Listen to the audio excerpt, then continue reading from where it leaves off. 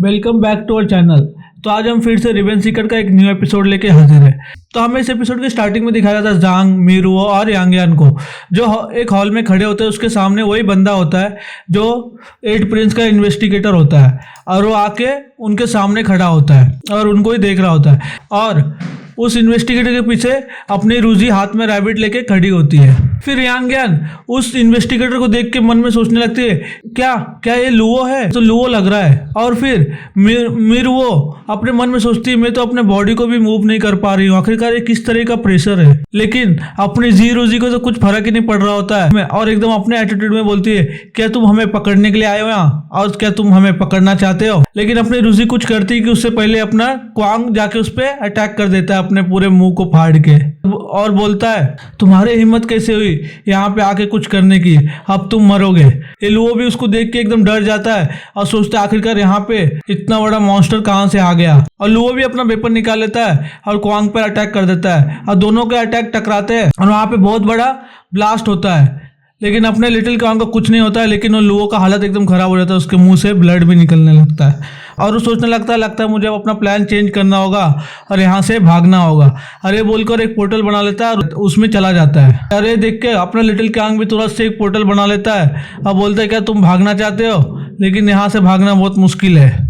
रोबी उस पोर्टल में जाने लगता है, लेकिन वो अचानक से ही रुक जाता है और सोचता है आखिरकार मैं रुक कैसे गया। फिर हमें दिखाया जाता है कि रोगजी ने उसका पूंछ पकड़ा होता है और बोलती है, तुम छोटे स्नेक बहुत ज्यादा कैपेबल हो, लेकिन ये सब कुछ अब मेरे हाथ में छोड़ दो, मैं देख लूंगी, और तुम यहीं पे रुको और इनका ख्याल रखो, मैं थोड़ी देर में आती हूँ। और ये बोलकर रोगजी वहां से टेलीपोर्ट हो जाती है।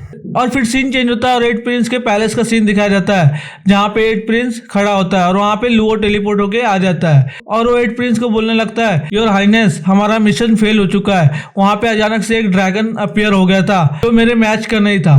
फिर एक ड्रैगन का नाम सुन के 8 प्रिंस थोड़ा सा चौंक जाता है, बोलता है, क्या वो जियालोंग था? और फिर ये भी बोलता है, मास्टर मुझे कंफर्म नहीं पता, शायद हो भी सकता है, नहीं हो सकता है, मुझे डाउट है। तो लुओ इतना ही बोला ही था कि वहाँ पे एक बहुत बड़ा अटैक हो जाता है और उसकी पूरी बॉडी ब्लास्ट हो जाती है और उसके पूरे बॉडी के पार्ट उस रेसिडेंस में फैल जाते हैं। और ये देखकर 8 प्रिंस भी एकदम बहुत ज़्यादा घबरा जाता है और सोचने लगता है आखिरकार अभी यहाँ पे हुआ क्या, और बोलने लगता है, कौन है यहाँ पे? और फिर आगे उसके मुंह पे जोर से एक चापट पड़ता है और उसके पूरे मुंह से ब्लड निकल जाता है, उसका हालत भी पूरा खराब हो जाता है। फिर भी वो 8 प्रिंस एकदम चिल्ला के बोलता है, आखिरकार यहाँ पे है कौन और छुप के अटैक कर रहा है, जो भी है बाहर आओ। और फिर रोक्सी आ जाती है, पीछे से उसका हाथ पकड़ लेती है और एकदम इविल सा हंसी हंस रही थी। और फिर रोक्सी बोलती है, क्या तुम्हें भी वो फीलिंग को टेस्ट करना है जिसमें तुम्हारे पूरे बॉडी का वेन्स एंड बोन्स को क्रश कर दिया जाए? फिर बोलते ही उसके हाथ को एकदम से वो क्रश कर देती है और उसके पूरे हड्डी और वेन्स पूरी तरह से एकदम क्रश हो जाती है। और ऐसा होते ही 8 प्रिंस बहुत ज्यादा दर्द में आ जाता है और बहुत जोर का चिल्लाने लगता है। और फिर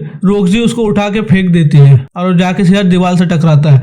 और 8 प्रिंस दीवार से टकराते हुए एकदम बहुत ज्यादा दर्द में होता है, उसके पूरे मुंह का नस बीज भी बाहर आने लगता है और वो दर्द में चिल्लाते हुए बोलता है, मेरी हड्डी, आखिरकार तुम हो कौन बास्टर्ड? और फिर रोक्सी भी एकदम उधर पे आ जाती है अपना पावर अनलिस्ट करते हुए और बोलती है, क्या हम थोड़ा और फन करें? और एक फॉर्मेशन बना लेती है उसके ऊपर, और फॉर्मेशन को उस प्रिंस के बॉडी में इंसर्ट कर देती है और वहाँ पे प्रिंस की बहुत जोर जोर की चिल्लाने की आवाज आने लगती है।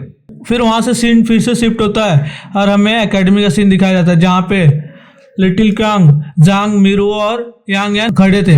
और वहाँ पे लिटिल क्वांग कुछ ज्यादा परेशान दिख रहा होता है और बाकी लोग उससे पूछ रहे होते हैं, क्या तुम सच में मिंग के स्नेक हो? और मीरुओ और यांगयान उसको टच करते बोलते हैं, तो बहुत ज्यादा स्लिपरी है। और इसके ये सब हरकत को देख के लिटिल क्वांग बहुत ज्यादा फ्रस्ट्रेट हो रहा होता है। और फिर वहाँ पे जी रुकजी आ जाती है और बोलती है, कोई स्नेक नहीं है, ये जियाओ है एक, और इसको टच करना बंद करो। और फिर ये लोग भी रोक्सी को देख के इतनी जल्दी आ गई करके ये लोग भी बहुत ज्यादा शॉक हो जाते हैं। और फिर जांग बोलता है, आखिरकार वो लोग थे कौन और वो लोग कहाँ से आए थे और उनका क्या मसला था हमारे साथ? फिर रोक्सी एकदम क्यूट से स्माइल देते हुए बोलती है, वो सब 8 प्रिंस के बंदे थे और वो हमें हर्ट करने के लिए आए थे, क्योंकि वो मास्टर को हर्ट ज्यादा कर नहीं पाए। लेकिन मैंने उनको मारा नहीं, बस मैंने उनको थोड़ा सा टॉर्चर किया और उसके लाइफ लाइन को ब्रोक कर दिया। फिर उनको क्यांग बोलता है कि रॉयल पैलेस के पास तो बहुत ज्यादा ट्रेजर है और मेरे ख्याल से वो रातों रात रिकवर हो जाएगा।